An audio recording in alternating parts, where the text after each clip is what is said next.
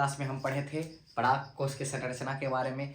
तो पराग कोश का हमारा संरचना कैसा था? तो पराग कोश हमारा टेट्रागोनल संरचना था। इसके अलावा ये कैसा था? द्विकोष्ठी संरचना था। इसके अलावा ये कैसा था? द्विपाली संरचना था। जब हम पराग कोश को काटे थे तो हमें पराग कोश को अंदर चार क्या देखने को मिला था? लघु बीजाणुधानी, है ना। और ये जो लघु बीजाणुधानी था ये चारों तरफ से चार परत से घिरा हुआ था, जिसमें सबसे बाहरी परत को हम नाम दिए थे एपिडर्मिस। उसके बाद जो परत था वो उसे हम नाम दिए थे एंडोथीसियम। उसके बाद जो परत था उसे हम नाम दिए थे मिडिल लेयर। और सबसे अंदर की तरफ जो परत था जो टेपेटम था। याद करें टेपेटम का क्या कार्य था? तो टेपेटम क्या कर रहा था? विकासशील परागकण को क्या प्रदान कर रहा था? पोषण प्रदान कर रहा था। फिर यहीं पे हम बताए थे कि लघु बीजाणुधानी के मध्य में एक विशेष प्रकार का उत्तक पाया जाता है। उस विशेष प्रकार के उत्तक को हम नाम दिए थे बीजाणुजनक उत्तक। और कल ही के क्लास में हम बताए थे कि बीजाणुजनक उत्तक में ही क्या का निर्माण होता है?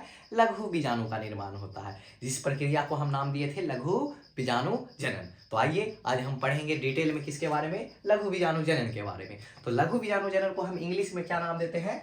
माइक्रोस्पोरोजेनेसिस। जैसा कि आप यहाँ पे देख रहे हैं ये हमारा कटा हुआ परागकोश है। परागकोश के अंदर आपको बताए थे कि चार लघु बीजाणुधानी देखने को मिलता है। और ये चार लघु बीजाणुधानी, ये चारों लघु बीजाणुधानी के मध्य में एक विशेष प्रकार का उत्तक भरा होता है जिसे हम नाम देते हैं बीजाणुजनक उत्तक। और यही बीजाणुजनक उत्तक के पास, प्रत्येक कोशिका के पास ताकत होता है कि वो आगे चलकर क्या का निर्माण कर ले? परागकण का निर्माण कर ले। तो बउआ इसे हम नाम देते हैं परागमात्री कोशिका। इंग्लिश में इसका नाम होता है पॉलन मदर सेल, है ना। अब इसी परागमात्री कोशिका में होता है अर्धसूत्री विभाजन। कौन सा विभाजन? अर्धसूत्री विभाजन। और अर्धसूत्री विभाजन होकर क्या बनता है? लघु बीजाणु बनता है, जिसका संख्या होता है 4। तो 4 को हम इसीलिए यहाँ पे हम शब्द यूज करते हैं लघु बीजाणु चतुष्क, है ना। तो इस पूरे क्या बताए? परागमात्री कोशिका में अर्धसूत्री विभाजन होने के बाद लघु बीजाणु चतुष्क निर्माण की प्रक्रिया को ही हम क्या नाम देते? लघु बीजाणु जनन, या इसे ही क्या नाम देते? माइक्रोस्पोरोजेनेसिस, है ना। अब यहाँ पे देखिए नीचे नोट में लिखा हुआ है जो भी अब तक हम पढ़ाएं इसके बारे में, कि बीजाणुजनक उत्तक के कोशिका को हम परागमात्री कोशिका कहते हैं, जो कि द्विगुणित कोशिका होता है ना। और इसी कोशिका के अंदर क्या होता है? अर्धसूत्री विभाजन होता है, जिससे लघु बीजाणु का निर्माण होता है। और इसी निर्माण की प्रक्रिया को हम क्या नाम देते? लघु बीजाणु जनन, है ना। ये बहुत ही इंपॉर्टेंट टॉपिक है। बोर्ड पॉइंट ऑफ व्यू से हमेशा हमेशा रिपीट करके ये सवाल पूछा जाता है कि लघु बीजाणु जनन को परिभाषित करें, या लघु बीजाणु जनन से आप क्या समझते हैं। तो सिंपल शब्दों में बोलना है कि परागमात्री कोशिका में अर्धसूत्री विभाजन होकर जो लघु बीजाणु चतुष्क का निर्माण होता है, इसी प्रक्रिया को हम क्या नाम देते हैं? लघु बीजाणु जनन। यहाँ से ऑब्जेक्टिव सवाल क्या क्या पूछा जाता है कि बताइए जी परागमात्री कोशिका कैसा कोशिका है? अगुणित कोशिका है या द्विगुणित? तो याद रखिएगा परागमात्री कोशिका कैसा कोशिका होता है? द्विगुणित कोशिका। और दूसरा सवाल पूछा जाएगा कि लघु बीजाणु कैसा कोशिका होता है? तो लघु बीजाणु क्या होता है? कैसा कोशिका? अगुणित कोशिका। तो यही था इंपॉर्टेंट, वेरी इंपॉर्टेंट टॉपिक है ये बोर्ड पॉइंट ऑफ व्यू से, है ना। तो आपको ये ध्यान रखना है किसके बारे में? लघु बीजाणु जनन के बारे में। अब क्या होता है? ये जो लघु बीजाणु जनन के माध्यम से जो लघु बीजाणु चतुष्क बना, ये आपस में जुड़े होते हैं। ये आपस में कैलेज बाल के माध्यम से आपस में क्या होते हैं? जुड़े होते हैं। ये देखिए 4 बन गया, यही है आपका क्या? लघु बीजाणु चतुष्क। ये आपस में सब जुड़े होते हैं, है ना। और ये एक कैलेज नाम का एंजाइम होता है, उसके माध्यम से टूटकर अलग हो जाते हैं, है ना। तो कैलेज के माध्यम से अलग होने के बाद ये क्या क्या निर्माण कर लेते हैं? ये निर्माण कर लेते हैं परागकण का, है ना। तो इसके बारे में हम आगे डिटेल में पढ़ेंगे परागकण कैसे निर्माण होता है ना। चलिए तो अब हम लोग पढ़ने वाले हैं पराग निर्माण के बारे में, जिसे हम इंग्लिश में नाम देते हैं पॉलन फॉर्मेशन। तो आपको पता है कि लघु बीजाणु जनन के माध्यम से लघु बीजाणु चतुष्क बना, है ना, जो कि 4 कोशिकाओं का समूह था, आपस में जुड़ा हुआ था। ये कैलेज एंजाइम के माध्यम से ये चारों लघु बीजाणु होते हैं, एक दूसरे से अलग हो जाते हैं, है ना। तो यहाँ पे हम एक ही लघु बीजाणु को लेकर ये पूरा हम समझाने का कोशिश किए हुए हैं, है ना, कि लघु बीजाणु जो है, ये देखिए ये लघु बीजाणु, बताइए लघु बीजाणु कैसा कोशिका है? अगुणित या द्विगुणित? अगुणित, शाबाश, अगुणित कोशिका होता है। और इसी लघु बीजाणु कोशिका के अंदर होता है शुरुआत में अनियमित समसूत्री विभाजन। आपको पहले ये बता दें अनियमित का मतलब क्या हुआ। ऐसा मान लीजिए कि किसी गाँव में एक चाची है, उनका 2 बेटा है ना, एक बड़ा बेटा एक छोटा बेटा। मान लीजिए किसी कारण बस उन्हें बड़ा बेटा से ज़्यादा लगाव है, तो जब जमीन का बंटवारा होता है तो देखते होंगे कि बड़ा बेटा को जमीन में ज़्यादा हिस्सेदारी मिलता है छोटे बेटे के हिसाब अपेक्षा से। तो बताइए ये जो बंटवारा हुआ ये नियमित हुआ या अनियमित? अनियमित। कहने का मतलब एक को ज्यादा मतलब धन मिला, ज्यादा जमीन मिला और दूसरे को उसके अपेक्षा कम मिला, तो ये अनियमित हुआ। सेम टू सेम ऐसा ही कोशिका विभाजन होता है किसके अंदर, लघु बीजाणु के अंदर। तो शुरुआत में लघु बीजाणु के अंदर क्या होता है, अनियमित समसूत्री कोशिका विभाजन, जिसके फलस्वरूप दो कोशिका बनेगा। एक कोशिका क्या होगा, बड़ा होगा, तो दूसरा कोशिका कैसा बनेगा, छोटा कोशिका। ये देखिए एक बड़ा कोशिका का निर्माण हुआ और दूसरा कैसा कोशिका हुआ, छोटा कोशिका। जो बड़ा कोशिका होता है बुआ, उसे हम नाम देते हैं कायिक कोशिका। वापस से बोले कौन सा कोशिका, कायिक कोशिका। और जो छोटा कोशिका होता है उसे हम नाम देते हैं जनन कोशिका। ये जो कायिक कोशिका होता है ये आगे चलकर क्या का निर्माण कर लेगा, पराग नली का निर्माण करता है। वहीं जो छोटा वाला कोशिका होता है ये आगे चलकर क्या का निर्माण कर लेगा, दो नर युग्मक का। याद रखिएगा आवृतबीजी पौधे के अंदर जब भी नर युग्मक बनेगा कितने बनेंगे, दो बनेंगे, एक करण और दूसरा अर्जुन, है ना। तो याद रखिएगा जनन कोशिका समसूत्री विभाजन कर कितने नर युग्मक का निर्माण करता है, दो नर युग्मक का।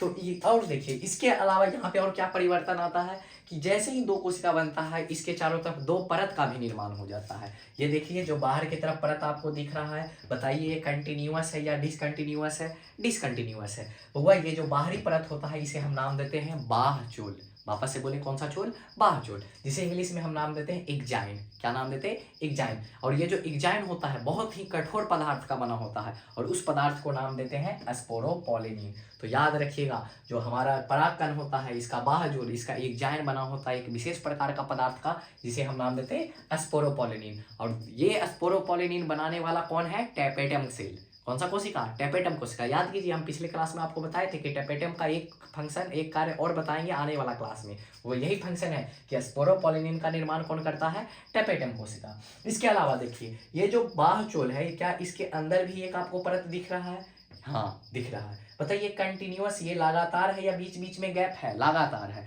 इस परत को हम नाम देते हैं अंतःचोल, जिसे एक और नाम दिया जाता है इंटाइन। वापस से बोले क्या नाम दिया जाता है, इंटाइन। और ये जो इंटाइन होता है ये बना होता है सेलुलोज तथा किसका, पैक्टीन का। तो यही है हमारा परागकण। तो सिंपल याद रखिएगा लघु बीजाणु चतुष्क क्या होता है, कैलेज एंजाइम के माध्यम से एक दूसरे से अलग हो जाएंगे और यही लघु बीजाणु के अंदर क्या होता है, अनियमित समसूत्री विभाजित, जिससे एक बड़ा कोशिका और एक छोटा कोशिका बन जाता है। बड़े कोशिका को हम नाम देते हैं कायिक कोशिका जो आगे चलकर परागनली का निर्माण कर लेगा, वहीं छोटे कोशिका को नाम देते हैं जनन कोशिका जो कि आगे चलकर समसूत्री विभाजन करके दो नर युग्मक का निर्माण कर लेगा। इसके साथ साथ इसके चारों तरफ दो परत का निर्माण होता है। जो बाहर की तरफ परत पाया जाता है इसे एक्जाइन कहते हैं जो बना होता है स्पोरोपोलिनिन का, और जो अंदर की तरफ परत पाया जाता है उसे इंटाइन कहते हैं जो कि बना होता है सेलुलोज और पैक्टीन का।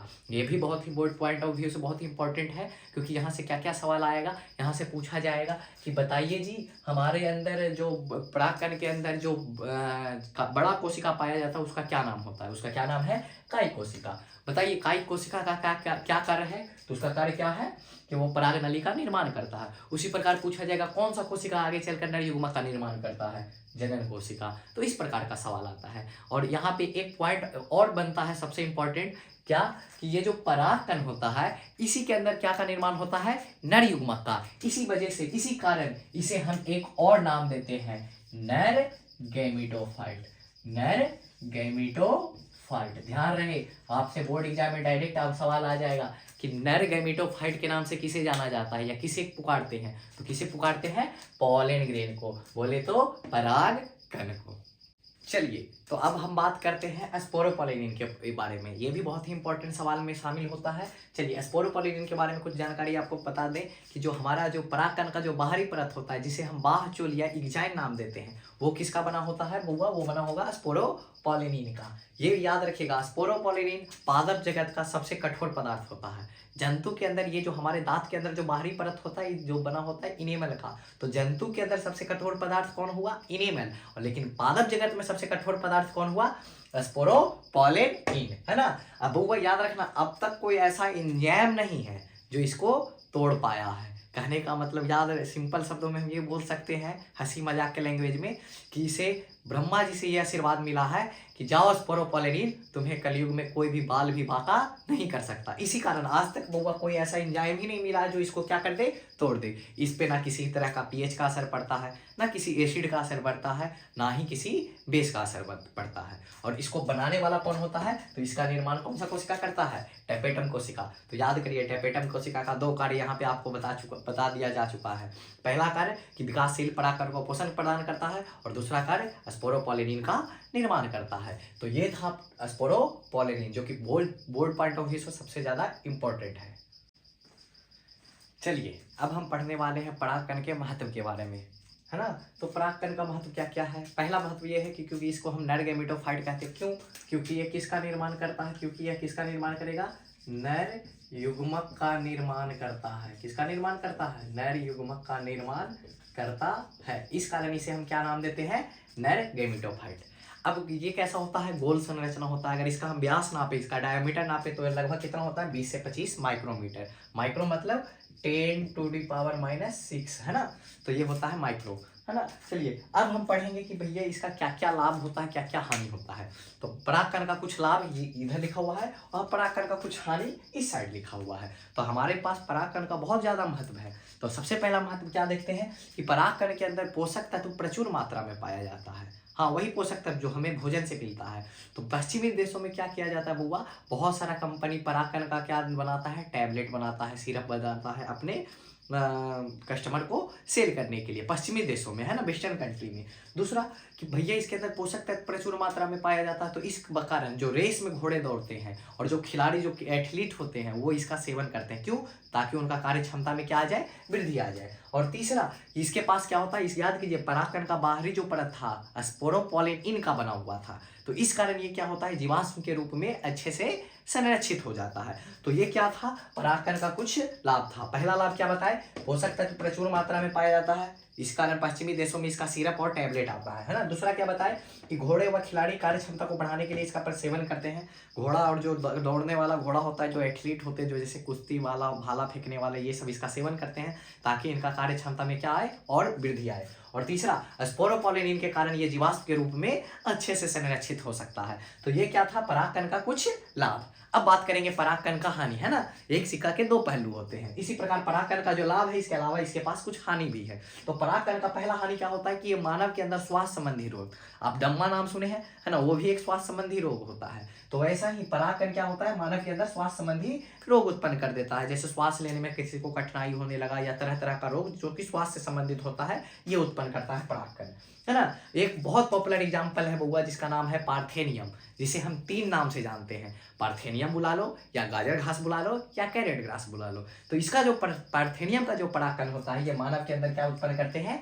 एलर्जी उत्पन्न करते हैं। तो बताइए, किसी के अंदर एलर्जी हो जा रहा है, किसी के परागकण से, किसी के परागकण से स्वास्थ्य संबंधी रोग हो जा रहा है, तो बताइए ये फायदा है या नुकसान है? फायदा। फायदा नहीं है, क्या है? नुकसान, है ना। अब बात करेंगे कि भैया पार्थेनियम क्या है, इसके बारे में थोड़ा सा और जानकारी लेते हैं।